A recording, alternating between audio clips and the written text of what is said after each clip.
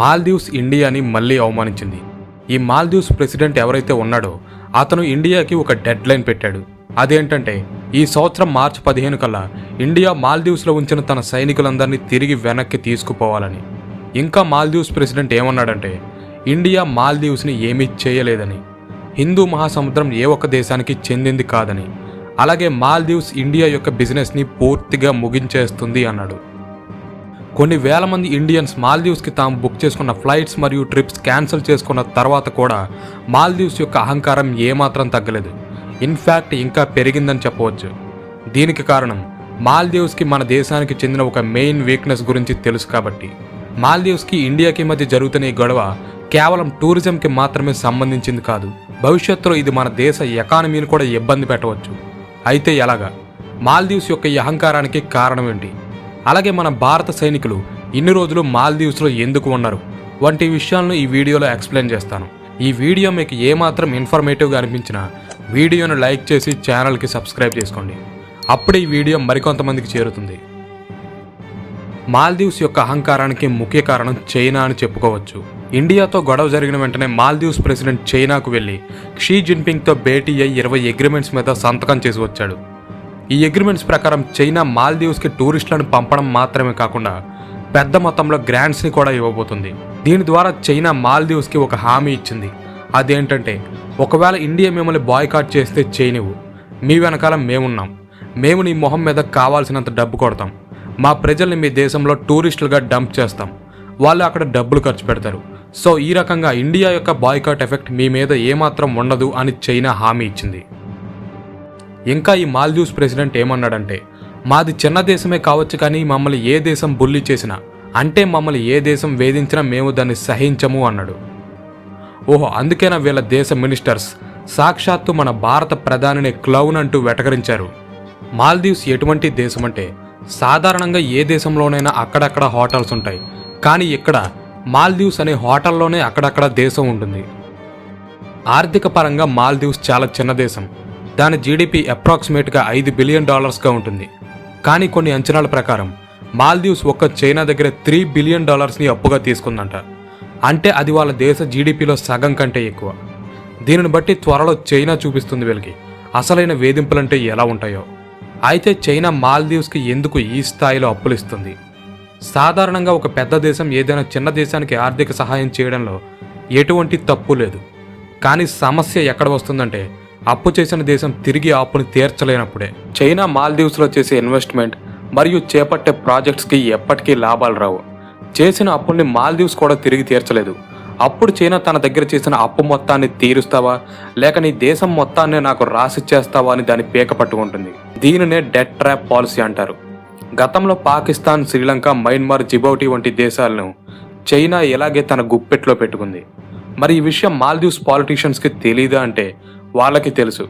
కానీ చిల్లర రాజకీయాలు చేయడం కోసం, ప్రజల ఓట్స్ అడుక్కోవడం కోసం వాళ్ళు తమ దేశంలో చైనా స్టార్ట్ చేసే ప్రతి ప్రాజెక్ట్ని ఆమోదిస్తారు. ఇలాంటివి ఇంకా ఇంకా కావాలంటారు. చివరికి వారు తమ దేశాన్ని చైనాకు అమ్మేస్తారు. ఇక భారతీయ సైనికులు ఎన్ని రోజులు మాల్దీవ్స్లో ఎందుకు ఉన్నారని మీకు డౌట్ రావచ్చు. కానీ ఇండియా ఏమి తన సైన్యాన్ని మాల్దీవ్స్ని ఆక్రమించుకోవడానికో లేక మాల్దీవ్స్ని తన గుప్పెట్లో పెట్టుకోవడానికో అక్కడ ఉంచలేదు.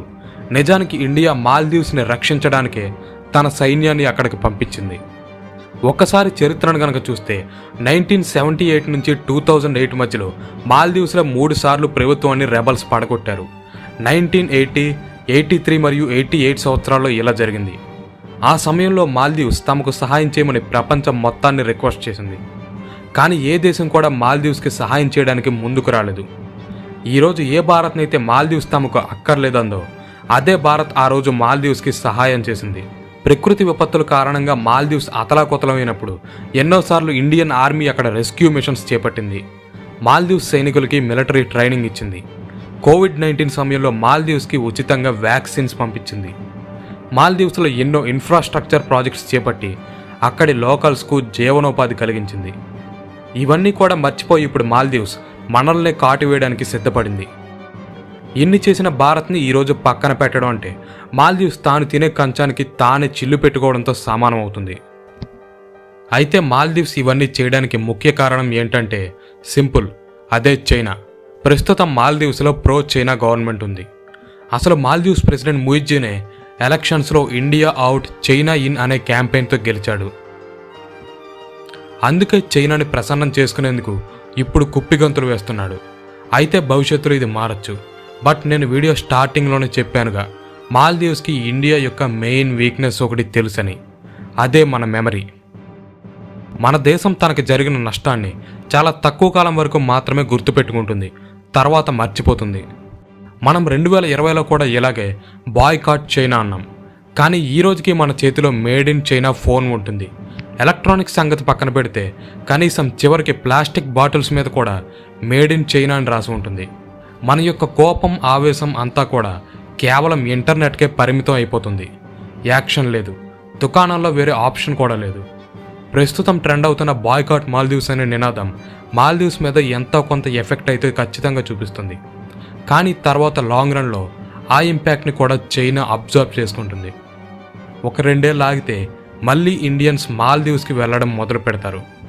ఈరోజు ఏ సెలబ్రిటీస్ అయితే ఇండియన్ ఐలాండ్స్కి వెళ్ళమని ప్రమోట్ చేస్తున్నారో, రేపు అదే సెలబ్రిటీస్ మాల్దీవ్స్ బీచ్లలో స్విమ్మింగ్ చేస్తూ ఉంటారు. గెట్ అవుట్ ఇండియన్స్ అన్న మాల్దీవ్స్కే మళ్ళీ ఇండియన్స్ వెళ్తారు. ఇదే మన దేశం యొక్క అతిపెద్ద వీక్నెస్. అండ్ ఈ వీక్నెస్ గురించి ప్రపంచంలోని ఆల్మోస్ట్ అన్ని దేశాలకు తెలుసు. ఈ మతిమరుపు కారణంగానే నేడు ఇండియా చైనా మధ్య $100 బిలియన్ ట్రేడ్ డెఫిసిట్ ఏర్పడింది. చైనా మీద డిపెండెన్సీని తగ్గించుకోవడానికి ఎప్పటికీ ప్రభుత్వం సరైన మెజర్స్ తీసుకోలేదు. అలాగే ఈ వీడియోను చూస్తున్న వ్యూవర్స్కి నాది ఒక స్మాల్ క్వశ్చన్. అదేంటంటే, ఎంతకాలం పాటు మీరు కూడా ఈ బాయ్కాట్ మాల్దీవ్స్ అనే నినాదాన్ని గుర్తుపెట్టుకుంటారు? అలాగే గవర్నమెంట్ లక్షద్వీప్ని మాల్దీవ్స్కి పోటీగా తయారు చేయాలనుకుంటే అది 4 సంవత్సరాల క్రితమే చేసి ఉండాలి. అప్పట్లోనే నీతి ఆయోగ్ దీని మీద ఒక రిపోర్ట్ కూడా ఇచ్చింది. ఇప్పుడైనా లక్షద్వీప్లో డెవలప్మెంట్ స్టార్ట్ చేస్తే మరో 5-10 ఏళ్ళకి అది మాల్దీవ్స్కి పోటీగా ఎదిగే అవకాశం ఉంటుంది. ఇది ఈ వీడియోలోని ఇన్ఫర్మేషన్ కనుక మీకు నచ్చితే వీడియోను లైక్ చేసి ఛానల్కి సబ్స్క్రైబ్ చేసుకోండి. అలాగే ఇండియా వర్సెస్ మాల్దీవ్స్ గొడవపై మీ అభిప్రాయం ఏంటో కింద కామెంట్ సెక్షన్లో తెలియచేయండి. Thanks for watching.